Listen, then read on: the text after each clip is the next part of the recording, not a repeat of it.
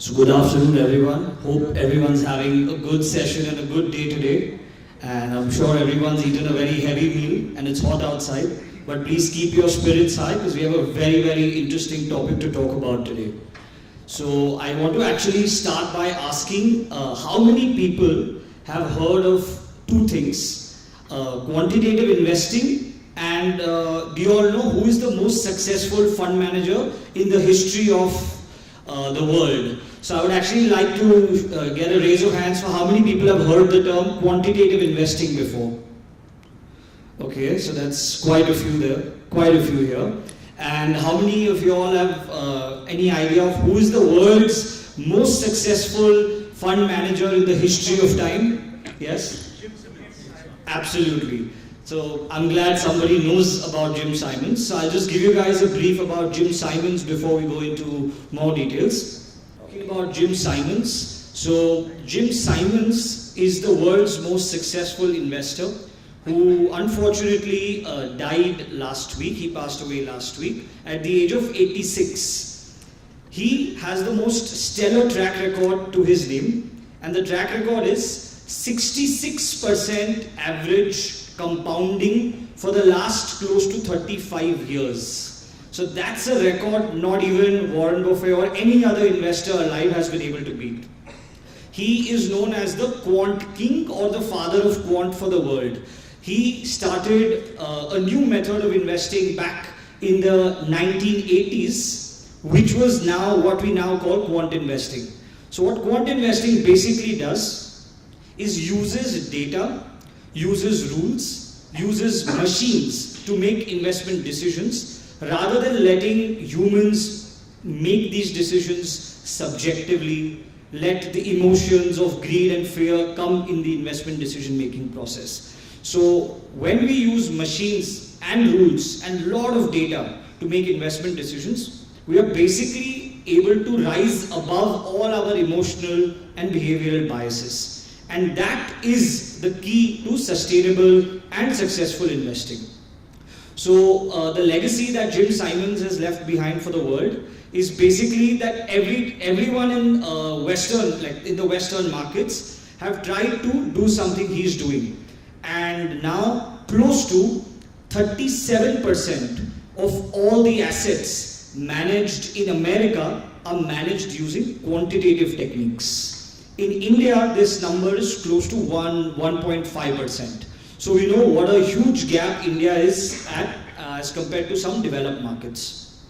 So around this and about this, today we're actually going to talk about quant investing in India using a man with machine approach. So what we believe is that everyone every day is talking about artificial intelligence, machine learning, how many jobs are going to be lost because of artificial intelligence. Personally, my view and the view of my group, which is Prabhudas Leeladhar or PL Capital, we believe that in an era of man versus machine, we want to adopt a man with machine approach, which means a human brings a lot of intelligence, a lot of insights, a lot of wisdom about markets and investing, and the machine brings a lot of discipline, rigor, data processing abilities. So instead of choosing one over the other, why not combine the two and make the best of the world?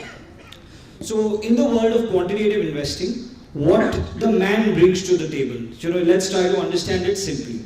So every time we make an investment decisions, we are looking at some or the other factor to actually make that decision. Somebody could look at technical factors like momentum, breakout, mean reversion. Somebody else could look at more fundamental factors like value, quality, high growing companies, growth. Somebody else could say, I want stocks that give very high dividend. Somebody else could say, I want to be investing in stocks where sentiment is very good. So there are multiple factors, from fundamental factors, technical factors, macro factors. So it is the responsibility of the man to identify these factors, define these factors, construct these factors, and convert our thought process into objective rules. That is what the man needs to do. Once we define these factors, we also need to define our risk management strategy. whether it is stop loss, whether it is going on cash, whether it is taking our portfolio, converting it from a small cap oriented portfolio to a large cap oriented portfolio, whether it is moving out of aggressive sectors, cyclical sectors, moving into defensive sectors. So there are multiple ways of managing risk. Every time we define this method of managing risk, we can actually code it and program it. And finally, what does the machine bring to the table? So there are a lot of theories that you could have heard or you could be believing in, that only value investing does well, or only momentum investing does well, or every time I pick a stock, it gives me such kind of returns. These are all notions in your mind. They are not proved by data.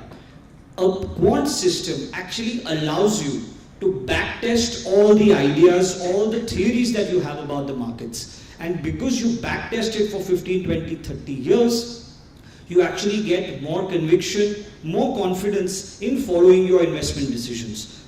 The other thing we can do with a quantitative approach is, instead of a one-dimensional method of making investment decisions, Quant looks at multiple dimensions. So the strategies we build and we run actually look at macroeconomic data, sentiment data, fundamental data, technical data, valuation data, sectoral trends, investment style regimes. So we combine close to 7-8 different macro factors to be able to make investment decisions on portfolio construction. The other thing is, when you are making investment decisions backed by a system, you actually have no emotions, you have no greed or fear, and therefore you have no biases. And the biggest advantage, in my opinion, of a quant system of making money is that it has a very well-defined exit strategy. So whoever has a lot of experience in trading in the markets or investing in the markets, entering the stock is probably the easiest investment decision. But exiting the stock, when to exit, should you exit, these are some of the more complex investment decisions. So with a quantitative approach, you can have an absolutely well-defined framework to exiting securities out of a portfolio. The other thing that we need to understand is, why is Quant doing so well in the world? What is the change happening in India? Let's just quickly go over the numbers as well. So if I look at America, in 1989, close to 89%, if you can see this number, 89% of all the money was managed actively. Actively means by human fund managers. Only 11% was managed passively. So there are three main styles of investing: active, passive, and quant. Active means humans are making investment decisions. Passive means you simply follow a benchmark. Whether you talk about an ETF or an index fund, it simply replicates the benchmark. There is no need to make any investment decision there. The risk and return profile is exactly like, say, a Nifty 50. And quant is the third method, which actually combines human intelligence and machine intelligence to make investment decisions. So globally, it has been proven that that is the most sophisticated way of managing money, and the evidence of that actually lies in the numbers. So the 89% share of active in 1989 is actually down to just 26% in 2023. 11% passive has grown to 39%. And quant, which was zero in the 1980s, is now controlling a lion's share of 35%. And now the beauty is, in India, this number is still at just 1%, which means the next decade in India will clearly belong to quantitative investing. And there is a reason for this. So as per the data that we've evaluated, close to 91% of funds in the quant category outperformed the benchmark over a 5-year period. And usually when investors put their money into a mutual fund or a PMS, the main agenda is to get outperformance, right? That is why you guys are paying fees to the fund manager. So which category shows outperformance? So 91% of the quant funds have outperformed, as opposed to just 39% of the actively managed mutual funds. And I think that is the biggest reason why quant is going to grow in India as well. And we can actually see it in the data. So in 2013, quant mutual funds as a part of equity mutual funds was a mere 0.14%. But in Feb 2024, this number is close to 2.9%. So there is a very, very large growth in the market share of quantitative strategies when it comes to mutual funds. The other thing to understand is that quant investing helps you take a lot of critical investment decisions that otherwise we might ignore in a normal course. We simply look at a stock and we take a call on a single security whether, okay, I want to take this trade or I don't want to take this trade. But a quant approach actually combines a top-down method and a bottom-up method to select securities. So the first big decision in quantitative investing is asset allocation. So if you guys are running a pure equity portfolio or you're not running a pure equity portfolio, in either case, you need to decide how much money to allocate to risk assets, how much money to allocate to say a defensive asset like gold. And if you don't want to go out of equity oriented assets, then your decision becomes equity or cash. You need to be able to maneuver between these two asset classes. So quant actually helps you do that. The second most important decision is the size exposure. Size means large cap, mid cap, small cap. It's very important to manage risk and optimize returns at a portfolio level, that in a bull market, your portfolio is more tilted towards mid and small caps. In a sideways markets, you start taking a more balanced exposure across the three caps, and in a bearish market, you have more exposure to large caps. Again, saying this sounds very easy, but when you guys are already holding a portfolio of stocks, actually rebalancing and turning your portfolio becomes more complicated. With quant, the models itself take these investment decisions and rebalance your portfolio and change the size exposure. So this really helps. The third important decision that you need to take as an investor is how much exposure you want to take to the different sectors. So our methodology focuses on the concept of sector rotation. We don't believe that buying and holding a sector for 10 years is going to be the way to make money. The simple reason is business cycles have shortened significantly. And the evidence of shortening business cycles is from the fact that in 2008, the whole correction and the recovery lasted for close to 1,000 days. But in 2020, it was close to 100 days. And the reason for this is the Fed action or the central bank action is much more faster because of the past experiences, and the investor participation in India has grown significantly. As more investors participate in the markets become more efficient. And the third biggest reason is because of all the technology, internet, smartphones, we have very, very quick access to information. So the moment something happens in the stocks and the world, everybody in the next 5 minutes knows about it on their phones. They don't even need to do the research, it automatically comes to you. And what does this do? The moment you get information faster, you want to act on that information faster.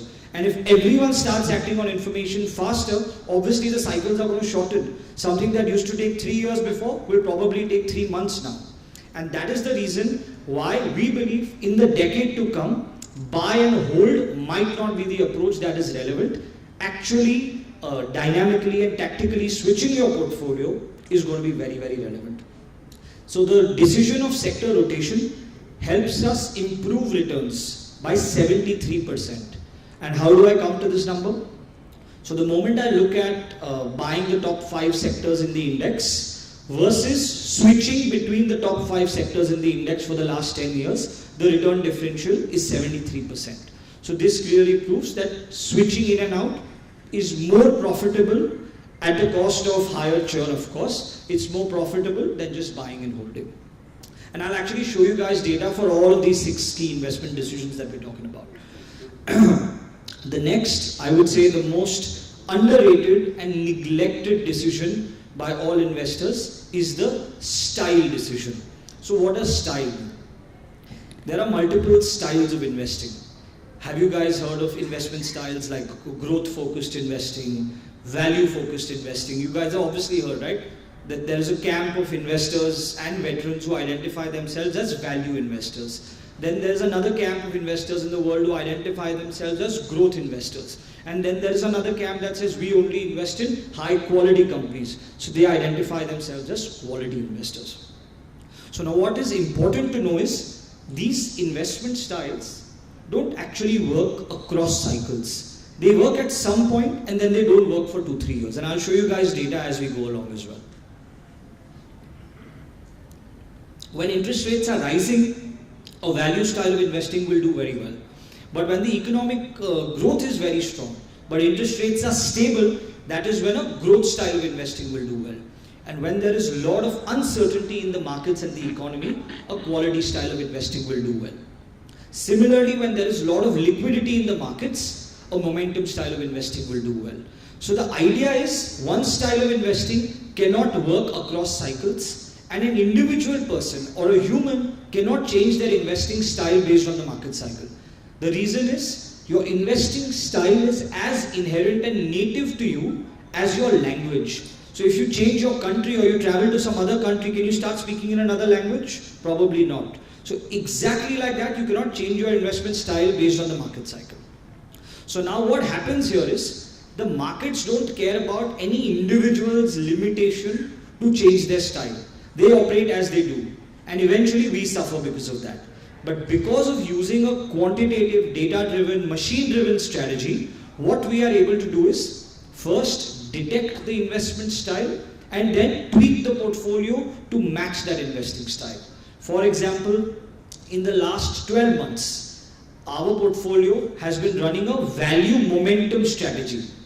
But in 2018-19, it was running a quality growth strategy. The same strategy can completely change colors based on the market cycle that we're in. So this is very, very critical to understand. And mostly investors ignore that, this decision adds to alpha and adds to returns. The last important decision is the beta management. Beta simply means the risk you are willing to take at a given point in time. What does this talk about? So every time your beta is more than 1, you are saying that you want to take more risk than the normal market risk. So if you are taking a risk of 1.5 times market, in a bull market you will end up making 1.5x return. But in a bear market you will lose more. So can you use a same beta across cycles? No. What you need to do instead is, when your markets are in a bullish zone, you need to take more risk. As the markets come out of a bull market, you need to start gradually reducing your risk and go towards a beta level of 1. And as you enter bear markets, you need to actually take your beta below 1. So in a bear market, you are able to protect portfolio drawdowns. And based on all of these first 5 decisions, the last and final decision is the security selection decision. Again, a quant method allows you to select securities after combining not just fundamental analysis, but fundamental analysis, risk analysis, valuation analysis, technical analysis, macro analysis. All of this is combined to select stocks. So just assume a scenario where you're running an Excel sheet. You guys have probably listed, say, the top 100 stocks of India, and you guys have identified all the different factors that you guys want to evaluate these stocks in. Now, for each and every factor, can you find a method to assign a score to every security? And based on individual factor scores, can you find a method to find one total score for every security and then invest in the top 25 stocks? Quantitative investing actually helps us do this. So what we've done is, when we talk about fundamental score, we actually are evaluating close to 250 different fundamental parameters for every security and comparing that security to its own past, to its industry peers, and to the broader markets to actually assign a fundamental score. We do the same for valuation, we do the same for technicals, we do the same for sector, and for all the other factors that I mentioned. Now, what is the benefit of this? Every time we make an investment decision, we are actually evaluating 1,000 plus securities on more than 2,000 different factors and then trying to find out the top 25-30 stocks at a given point in time that we want to invest in. And that is the edge of multitasking and vast data processing that Quant gives us. So I'll just give you all the output of all of this, right? So we've been managing close to 300 crores in our quant equity strategy for the last close to 11 months now. We've delivered a 67% return in the last 11 months. Now that is an alpha means outperformance. That is an outperformance of 41% versus Nifty and close to 30% versus the BSE 500. And the beauty of this performance is none of these investment decisions are taken by me. I am the fund manager of this fund, but none of these investment decisions are taken by me. They are actually all taken by our models, which means it is taken or driven by a process. And because it is process oriented, it is more sustainable or more repeatable than being individual oriented. Because individuals cannot consistently make or respond to market scenarios in the same way. Today I could react in the right way, tomorrow I could react in the wrong way. I could have more emotional biases coming in a certain cycle, and I could be more rational in a certain other cycle. So the idea is, the moment you take a process to make decisions, your repeatability goes up significantly. So this was the first example of how asset size exposure is done. So this is just a visual graph of the fund we are running. It's called AQUA. So across say 2006 to 2023, how dynamically we are changing our exposure to large, mid and small cap. All of this is driven by the model. And this is the reason why we need to actually change our asset allocation, because no single style of asset allocation works across market cycles. You need a dynamic style of allocating money through different asset classes, and that would actually give you the highest risk-adjusted returns. And again, this is showing you how dynamic market cycles are. And again, it's not important to go through the data here. It is important to understand the concept, which is when you talk about Nifty, or you talk about mid cap, or you talk about small cap. Green color phase is highlighting that it's been a bull market. Any red color phase is highlighting that it's been a bear market, and any white color phase is highlighting that it's been a sideways market. So basically no meaningful returns on the upside or no meaningful drawdowns were occurring in that phase. Now the simple reason I'm highlighting this is, you cannot have a strategy that only invests in Nifty or only in mid cap or only in small cap. What we believe is the best way to approach markets is a flexi cap strategy. Flexi cap means in a certain cycle allocate more to mid and small cap, in another cycle allocate more to large caps. And as you guys notice, in every bull market phase, the mid cap will actually mid and small cap will outperform large caps, but in any bear market phase, large caps will end up outperforming mid and small caps because they are more stable and defensive in nature. The other feature that I spoke about was sector rotation. This is basically a representation of how dynamically we've changed our sector allocation for the last 16 years. And again, this reiterates the fact that we don't believe in buying and holding on to any sector. What is very important to understand is that say a sector like IT or private bank or FMCG hasn't come into my portfolio for the last 1.5 years. Our portfolio has been overweight industrials, defense, infrastructure, automobiles, all the pro-cyclical high beta sectors. But in 2018, 2019 and 2020, IT, FMCG and private banks were a big part of our portfolio. So it is important to understand that you play as per the pitch. Don't keep your game the same irrespective of the pitch you're playing. If you're facing a spinner, bat differently. If you're facing a fast bowler, bat differently. Also change your strategy based on the field setup. So the idea is, you cannot be playing your same game irrespective of market conditions. You need to be able to adapt to the market conditions and tweak your portfolio, tweak your strategy. So based on all of this, the big feature that we're talking about investing is actually known as adaptability. Adaptability means if things change, my strategy will change. But this change will be systematic, it will be disciplined, it will not be random or arbitrary. It will be a part of a process that is evaluating thousands of factors to tell me that something is meaningfully changed. Again, this is simply showing you that across market cycles, the best performing and the worst performing sectors literally change every 1 to 2 years. So there is no way that you can have a portfolio or any rule that says, I will not invest in PSU, I will not invest in real estate, I will not invest in XYZ sector or cap goods or infrastructure, because historically these have been wealth destroyers. What our model allows us to do is actually look beyond these biases. So for the last 1.5 to 2 years, PSUs have constituted nearly 35 to 45% of our portfolio. Now, if I was managing it actively and I had my own biases that, okay, I'm not going to invest in any PSU stocks, then obviously who would suffer? All the investors in my fund would suffer. Why? Because I have this bias. So the idea is when you take a quantitative approach, you actually are able to rise above some of these key biases.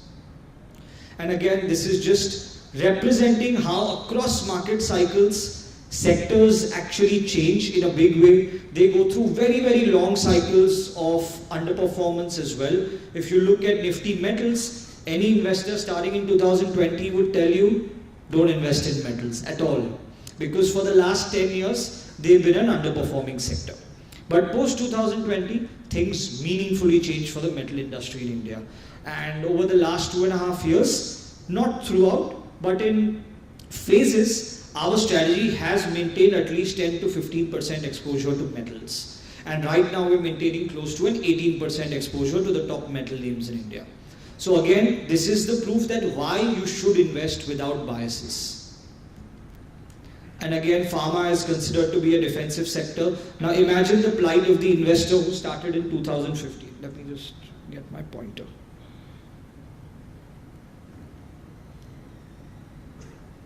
Okay, I'm not able to point for some reason, but imagine the plight of an investor who started looking at pharma in 2015. He would think pharma is the best sector to invest in because for the last 4 years, it had given the best returns. So how important is it to look at data while making decisions? And usually what happens with mutual, while you guys invest in mutual funds also, we look at the funds that have given the best returns in the last 1 or 3 years and then allocate money to that.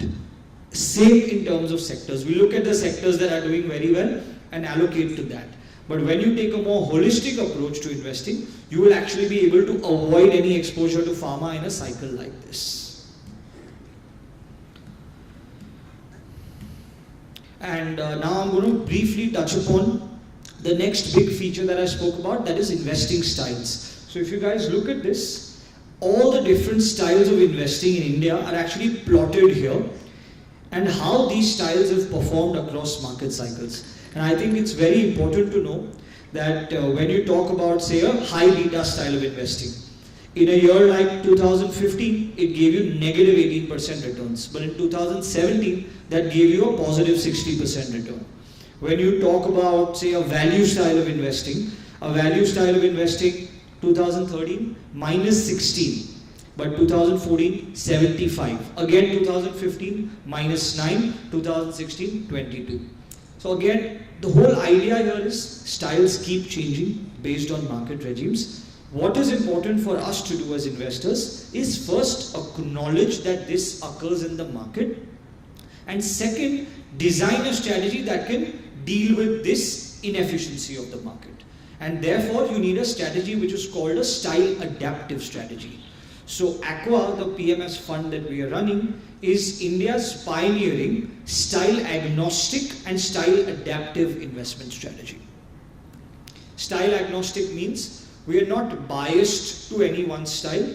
We use all the styles. And style adaptive means in a given market cycle, we give more weight to the style that is currently doing the best. For example, our macro and market models first detect what is the current investment regime. If value, then recreate your portfolio as per a value style of investing. Post-elections, if things say don't go well for some reason, and we need to change gears completely, then from a value style of investing, we could shift to a quality style of investing. And my models would tell me, okay, whatever is done well in the last 1.5 years, in the anticipation of continuity in the government, that is not likely to continue. Please go into export-oriented sectors like IT, like pharma, or domestic sectors which are more defensive like FMCG. In a case like that, our portfolio would change its color 360 degrees. Right now, it is focused on domestic focused securities and sectors, asset-heavy industries, pro-cyclical sectors. This would completely change. So right now, I think between railways, defense, manufacturing, metals, automobiles, I think 80% of our portfolio is in this whole industrials, automobiles and metals space right now. Only 20% is exposed to financials. But again, financials which are non-private bank financials. So we have capital marketplace, we have exchanges, we have stock brokers, we have a completely diversified set of exposure to financials. And why is it important to know that this adds alpha? Alpha means outperformance once again. So when you invest in any mutual fund or index fund, usually you would get a strategy that is aligned to the benchmark. It is hugging the benchmark to quite an extent. When we take a quant fund like this, we get a benchmark agnostic strategy. What does a benchmark agnostic strategy mean? Basically, we don't give importance to the weights of securities, sectors, or seismics of the benchmark. We construct an absolutely unbiased portfolio. And what that does is, say if IT is at 12% in the benchmark, or private banks is at 22% in the benchmark, my portfolio does not have even 1% allocation to these two sectors for the last 1.5 years. So we generated alpha not only by the stocks we selected, but also by the stocks and sectors we eliminated. So as an investor, it is very important to define an elimination framework. Can you find a method to eliminate stocks, sectors, or assets that could deteriorate value in your portfolio? Can you find an objective method? Because if you do, it adds a lot of outperformance in the long term. And this is just a glimpse of what the different regimes have looked like. So we look at regimes in two ways: fundamental regimes and technical regimes. So this is just to show you that every couple of quarters, regimes change from growth to quality to value. But this is a very, very long-term chart, so it looks a bit noisy. But the moment you zoom in a little, it becomes a little smoother. So we divide fundamental regimes into mainly three areas: quality, growth and value. And we divide technical regimes into two areas, which is momentum and low volatility. What does this help to understand? When should you invest, or when should you have exposure to momentum and trends in market, and when should you have exposure to a low volatility strategy in the market? A low vol strategy will help you prevent downside and therefore generate alpha. A momentum strategy, on the other hand, helps you capture upside and therefore generate alpha. Both the strategies are helping you to generate alpha, one on the upside, the other on the downside. But actively doing this becomes relatively hard for investors, and therefore having a quantitative approach that can give you signals of when to use which approach actually adds a lot of value. So what we've done is created multiple proprietary factors over the last 5 years. Me and my team of 22 quantitative engineers and quantitative analysts, we've been able to build all these proprietary factors to evaluate the stocks and the markets. And this is the bedrock of all the investment decisions we take in our fund. Again, I was speaking to you guys about when to go into cash. So we use couple of critical signals that help us take a decision of when to create some cash buffer in the portfolio. A short glimpse of that. So the first indicator that we talk about is what percentage of global equity indices are trading above their 100-day moving average. So right now the number is 90. So for all the people who are predicting that there is going to be a crash in the market or there is volatility, equity as an asset class only corrects when there is global systemic risk. If there is a domestic focused risk, you could see a 10-12% correction, which is not a correction you usually can do much about. But when you see a global systemic risk, like you saw in COVID or like you saw in 2008 or in some other big bear markets, you usually end up eroding 35 to 60% of your capital. And that is the only risk you want to be protected against. So this is one of the indicators. Like that, we use credit spreads. Like that, we use market valuations through an EV/EBITDA aggregation of all the stocks listed in India. We use index volatility differential spreads. We pretty much use 15 different indicators like this to decide when to go in cash. And again, we don't just look at these indicators and decide subjectively कि अब cash पे जाते हैं. Our models are programmed, the thresholds are set to decide when to go in cash based on some of these indicators. So for the last 1 year, we've not had any cash in our portfolio.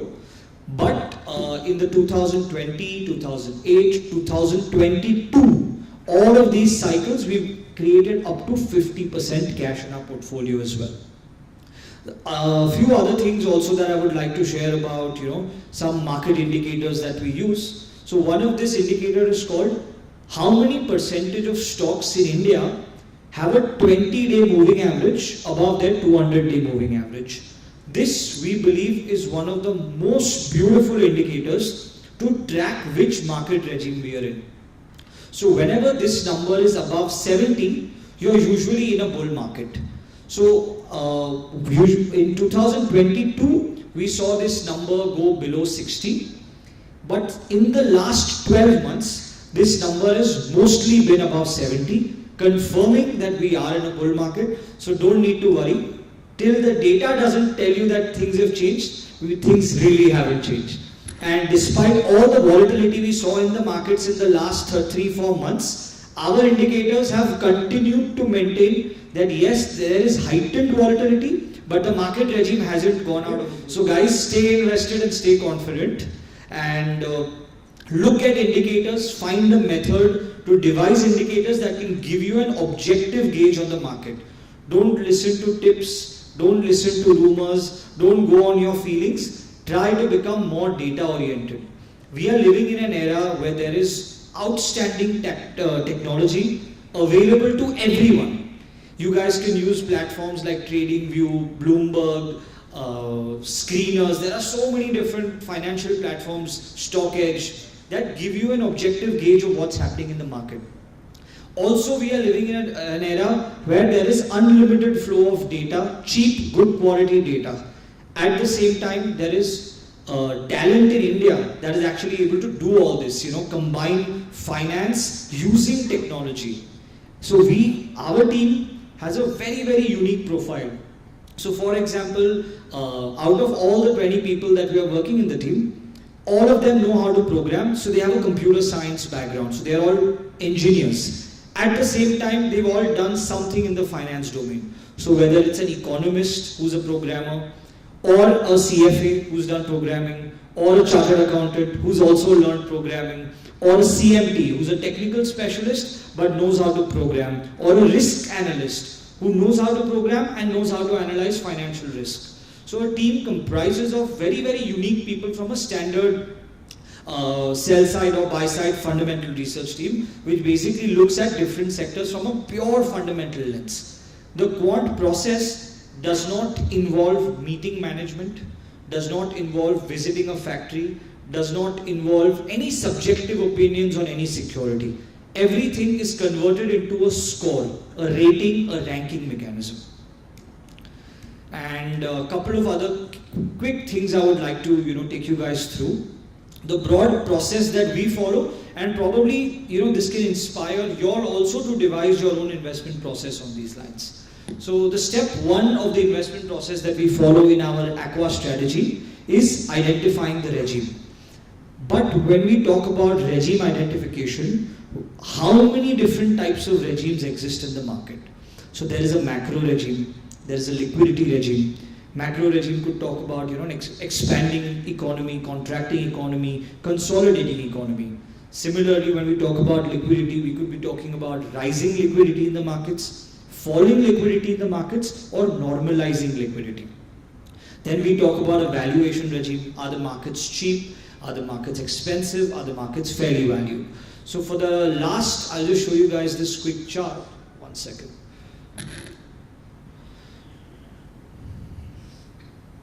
So this is a gauge, the first one that you guys are seeing, that actually told us that we don't really need to worry about valuations in the market. So for the last 1 month, we've been fairly positive. So for all the rumors that we've heard, markets are expensive, when we actually look at the data, they've been expensive only for a transient phase. And when the markets were expensive in that transient phase, our portfolio added a lot of defensive stocks in the portfolio for a period of 1 month to protect any downside. But since then, markets have only gotten cheap.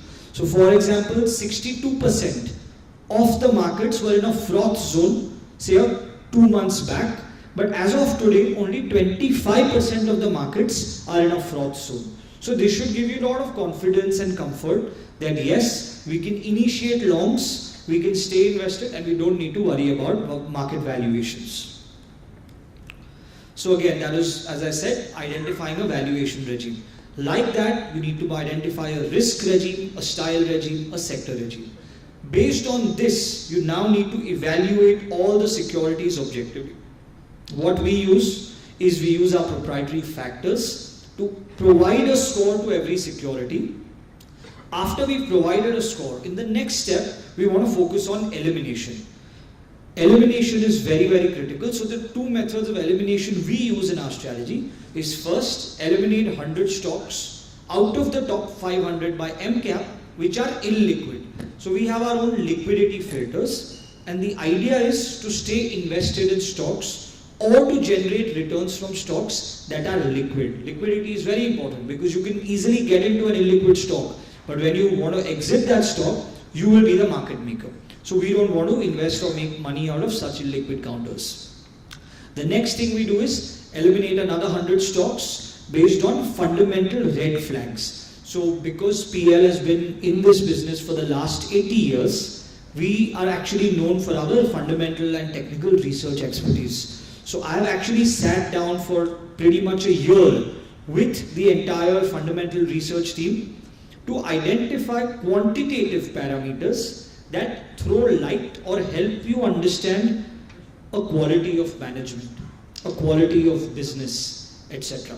So we call this red flags. So we have 22 different red flag metrics, and we evaluate all the securities based on these to eliminate 100 stocks which we believe have the poorest fundamentals compared to the others. Again, this is a relative gauge. This is not an absolute gauge. Everything in a quant investing model that we use uses the principles of relativity. Relativity means that we believe that there is nothing absolutely cheap or absolutely expensive, absolutely good or absolutely bad. Everything is cheaper or expensive relative to something else. Something is good quality or better quality relative to something else. Some industries are growing faster than other industries, so it's all relative. Finally, after we've eliminated and are down to 300 stocks, we have to select stocks based on a combination of top-down and bottom-up analysis. So the top-down decision tells you about the investment style to use, about the sectors to focus on, and about the risk levels or the risk exposure to take. The bottom-up analysis tells you to select stocks based on three things: good fundamentals, sound valuations, and strong technicals. So we don't want stocks, for example, a Bajaj Finance, a Kotak Bank, or a DMart, or an HDFC Bank. Last 1.5 years, have they become fundamentally bad stocks? No. But we didn't own them. Why? Because we were in a value regime. These are not value stocks, and they didn't have technical strength. So we only own those stocks at a given point of time which meet all three criteria: superior fundamentals, sound valuations, and strong technicals. And guys, if nothing, at least have a simple method or a simple Excel sheet to track these three key categories for any stock to decide whether you want to buy it now or no. Because at the end of the day, all of us are in the market at the same time, and everybody talks about long-term returns, long-term investing. But long-term is actually made up of so many short-terms. How can you outperform or perform well in the long term if you don't outperform through the short term? So you cannot actually win a marathon in the last lap. If you don't run well consistently throughout the laps, how will you win it in the last lap? Neither can a cricket team score runs in the last 5 balls and chase a 50-60 run target. So you need to actually show consistency in your performance. So I think this is a very, very low-hanging fruit that most of you all can adopt in your own investing as well. Finally, the way we construct our portfolio is once we've selected the stocks, we want to allocate to these stocks. So we create a 25 to 30 stock portfolio. We allocate a maximum weight of 4% to each stock. This is an equal weighted strategy. We don't give more or less weight to any stock. And the reason we do this is we want to give an equal chance to all the stocks to perform for us. We want our returns to be granular. Granular means I could be running a portfolio that gave 65% returns, but only 3 stocks where I had given 15% weight contributed to my returns. Now that is a scenario that is almost not repeatable in the future. But if my portfolio has given 65% returns with a 30 stock portfolio with each of them having an equal weight, that is a highly repeatable scenario because the returns are granular, they are well distributed. And what does this also do? It distributes your risk extremely well across different stocks. Now imagine a scenario where one of the stocks we are holding is down probably 30%. Now that's a bad scenario to have. And what if I was allocated 10% to this stock? That's going to cause a 3% dent to my portfolio. But if I'm allocated only 3% to that stock and it's down 30%, that's a 0.9% dent on my portfolio. That is a level of risk I can manage. And it's very important to think of investment not only in terms of returns but also in terms of risk management. And finally, once we've identified the regime, evaluated the stocks using our multi-factor framework, eliminated stocks based on our elimination framework, selected top 30 stocks, allocated equally to these stocks. Now the job is very, very critical. This is the last part of the step. Tactically rotate the portfolio. This actually creates most of the alpha. So what does this do? It tells you that you should rotate across 6 things. If the markets are still looking strong, once you've constructed the portfolio, say you review it in 1 month, 2 months, 3 months or a quarter, if markets are still looking strong, your asset allocation decision will tell you, stay fully invested in equities, there's no need for cash. Then your size decision will tell you, okay, markets are strong, but they are a little weak compared to the last time we reviewed it. Increase minor exposure to large caps or create some more balance. Your sector exposure will tell you how much to allocate between cyclicals, defensive, secular sectors from a risk return and a risk reward perspective. And your style tilt will tell you, okay, for the last 8 months, value is the relevant style, but now it has changed to quality, reconstruct your portfolio. Similarly, your beta decision will tell you, you were in a high beta regime for the last 1 year, but now you are transitioning to a low beta. So from a 1.5 beta, please bring down your portfolio beta to 1.1. So that is a rebalance or a tactical rotation decision. And finally, we book profits every 2 months in our fund. What do? So say stocks like a BSE or an HAL, they've been in our portfolio for a very, very long time. Indigo, these have been some continuous stocks in our portfolio. Start at a 3 or 4% weight, but if they say rise by 100% in the next 6 months, or in the next 2 months, my bad, we actually trim it back down to the original weight and book that incremental profit. This is very important because it keeps your portfolio risk at a manageable level and still gives you a diversified exposure to those stocks. And the other thing we do is, every 2 months our portfolio is reviewed using this entire process, and all the laggards which have scores that have gone down below a threshold, they are unemotionally exited from the portfolio. And that is why the first point that I made about an exit strategy, that is what is very important here. So we always want to be invested in the top 25 to 30 stocks at a given point of time. So the moment a particular stock which is in my portfolio goes out of top 30, straight away that stock is out of my portfolio. There is no emotion, there is no attachment, there is no bias. So even if I was owning, say, a Bajaj Finance or a D-Mart or any of these, long-term, high-quality stocks, if my model tells me to throw it out, I will throw it out. But if I was an active manager and I have made 300 to 3,000 in D-Mart, do you think I will ever be able to sell D-Mart? And what about the new investor who's joined my fund at 3,000 ka levels or 4,000 ka levels? That guy is going to suffer because I love D-Mart or I love XYZ stocks so much. So that is why we use an unbiased and quantitative approach to investing. I think with that, this is the last concept that I'm going to talk about before we go on to some numbers. So this is the risk management framework that we use in AQUA. It is called the SHIELD framework. So there are 6 key things we do here. First is shifting. Shifting means switch from one to another. And I'm only talking about managing risk. So the first risk is size risk. What should we do to deal with that? Shift from small cap to large cap. Second is style risk. Shift from momentum to low volatility or growth to quality. The third is sector risk. Shift from cyclicals to defensive. Fourth is beta risk. Like that, the other methods we use is insulating. Insulating simply means create cash when there is a global systemic asset class risk.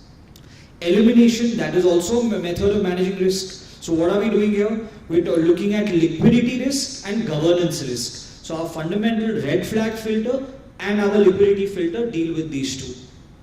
The other thing is holding on to something for too long. That I call it the risk of opportunity cost. Because I only have one X amount of time and X amount of capital to be deployed to the market at any point in time.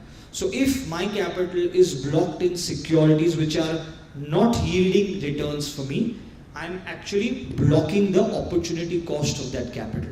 And hence, liquidating stocks at the right time, using an objective method, exiting laggards without biases, that is a very, very important method of managing risk.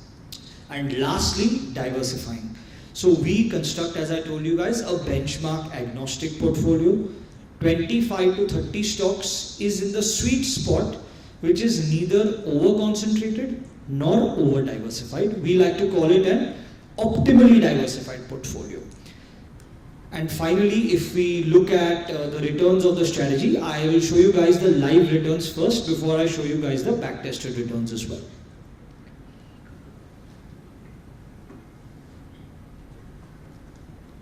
Right.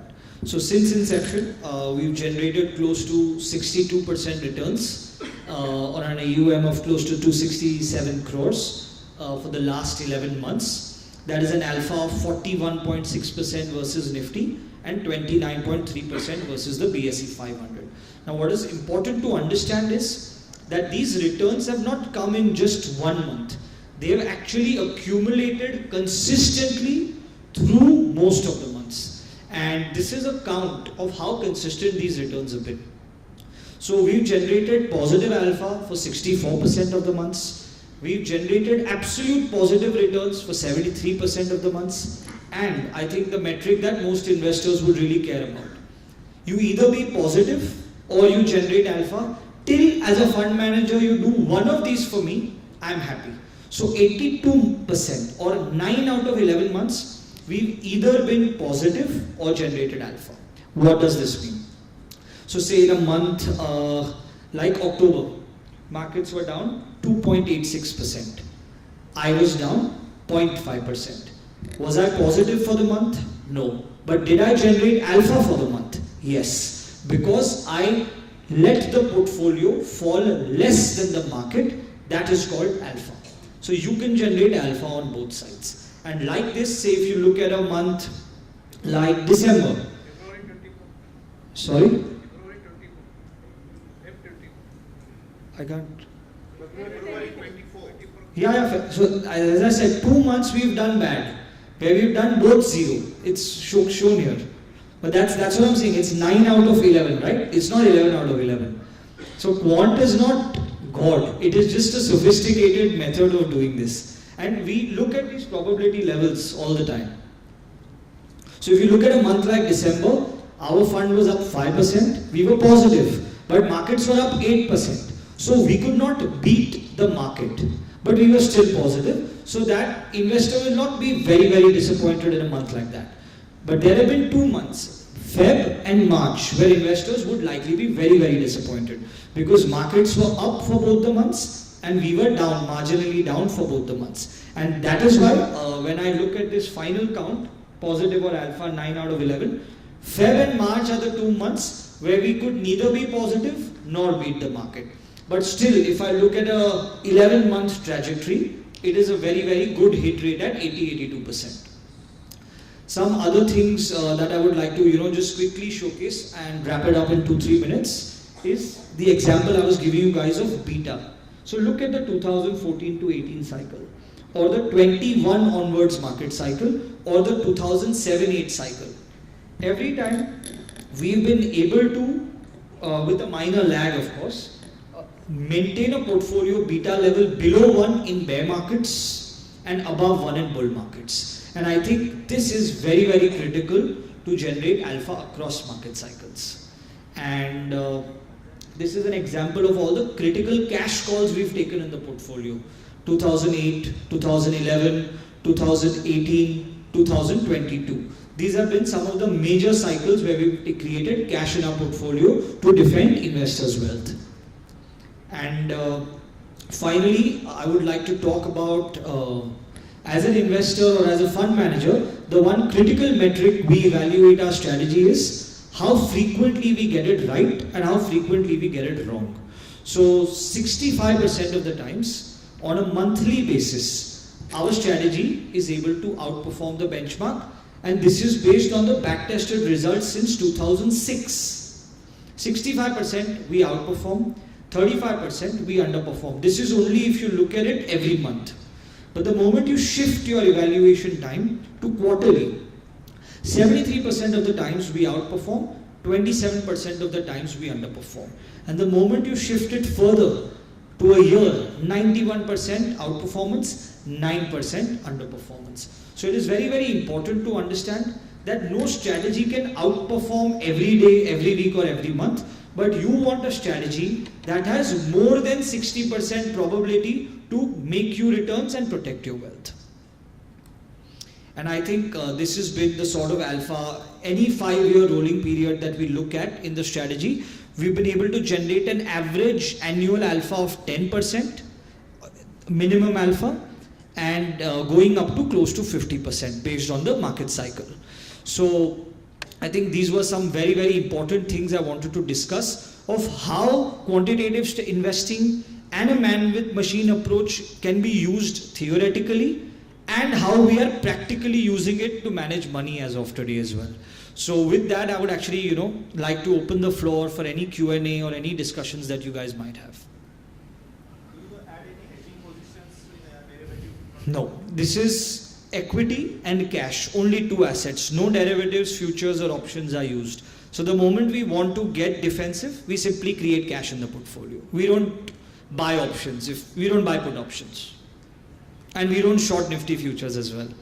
We don't short Nifty futures because the portfolio is usually very uncorrelated to Nifty futures. So Nifty futures might fall 3% or might gain 3% if I've shorted it, but my portfolio might fall 7-8% in a sharp correction because portfolio is usually more concentrated than a broader market index.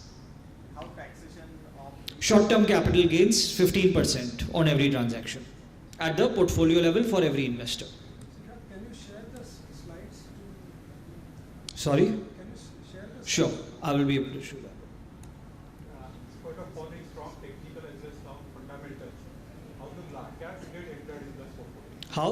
Laggards get entered in the portfolio. I mean, see, the hit rate that we try to, so what we've done is, since 2006, we've tried to look at one factor very closely, that when we construct a portfolio of 30 stocks, how many of those stocks are actually outperforming and underperforming. So that average rate is close to 67%, which means 67% of your portfolio stocks will beat the market, but 33% will still be underperforming. So this is still not 100% कि जो भी लूँगा सब चलेगा ऐसा नहीं है.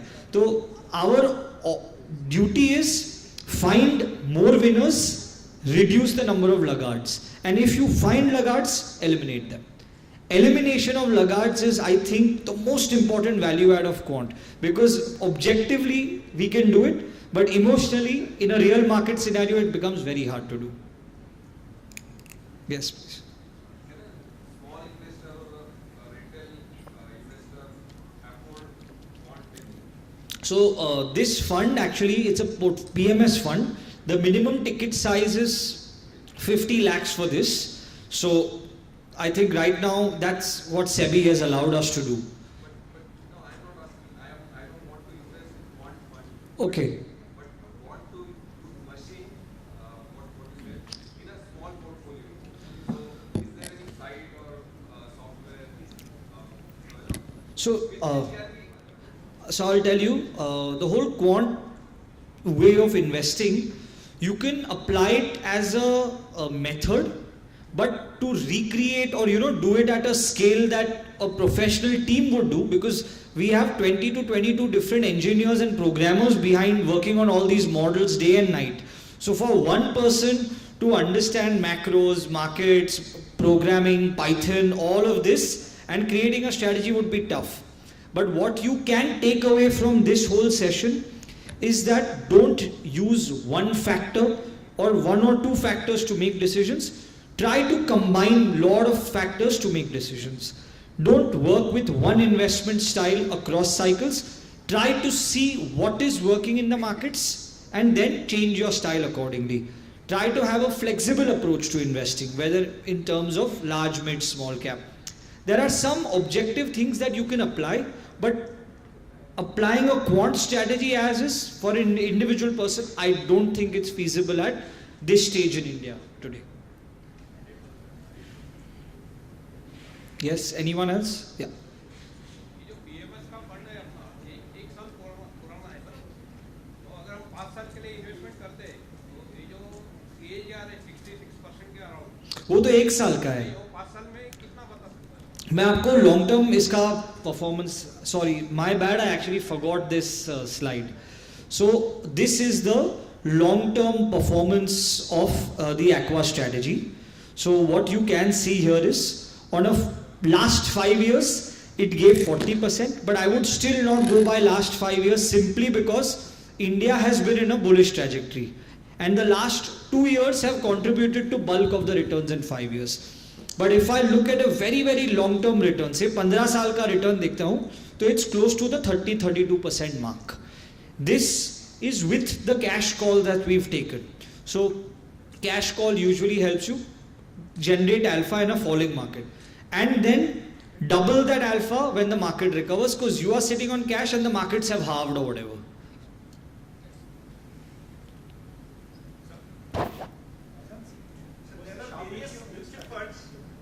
Sharp ratio is 1.27, Sortino is 1.58. So there are various mutual funds which are applying quant facilities. Means I know one of them, Kotak Quant Fund. Can you recommend or share some other mutual funds which can be So useful? the thing is, as a PMS fund manager, it would not be right for me to, advise for or against any other mutual fund house. Yeah, but for study. Sorry? For study, just for study, not a recommendation. Just for study? Yeah. No, what I will tell you is, there is a scientific method that you can use to evaluate any different fund. So you look at risk metrics, you look at drawdowns, you look at Sharpe ratio, look at Sortino ratio, look at standard deviation, and look at alpha. Alpha means bull market में वो कितना कमाता है, bear market में कितना तोड़ता है. If you are investing in any quant fund in India or anywhere in the world, there is only one reason to invest in a quant fund, that is alpha. Quant funds can generate higher alpha usually across cycles. तो आपको ये देखना है कि upside में at least 1.5x to 2.5x alpha capture कर सकता है वो, and downside में market से 30% भी कम गिरा तो your job is done. तो I'll tell you this strategy का numbers. 2008 cycle markets were down 65%. This strategy was down 40%. तो 40% गिरेगा, But market se kam gira, that is good enough. 2020 markets were down 36%. This strategy was down close to 15% from a peak to trough. So it's important to evaluate metrics objectively, and then you can decide, which fund is suitable to what you're looking at. So we work with a hybrid model here. It's 1.5% fixed fees, 12% is the hurdle, and over and above 12%, 15% is the performance fee. 1.5% fixed, 12% तक return आपका, 12% के ऊपर जितना कमाऊंगा उसमें से मैं 15% हम लेंगे. Any other questions, guys?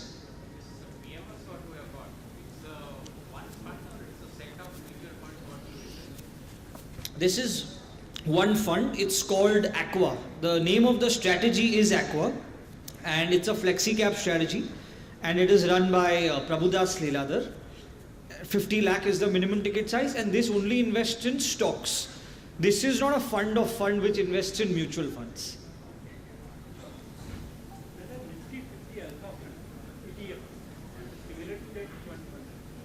ETF again, so Nifty, so alpha as a factor, I told you, right, we use 12 factors. Alpha or momentum is one of the 12 factors. So this fund only tracks momentum, nothing else. So momentum investing would do well in a bull market, but as the cycle changes, it will crash the fastest.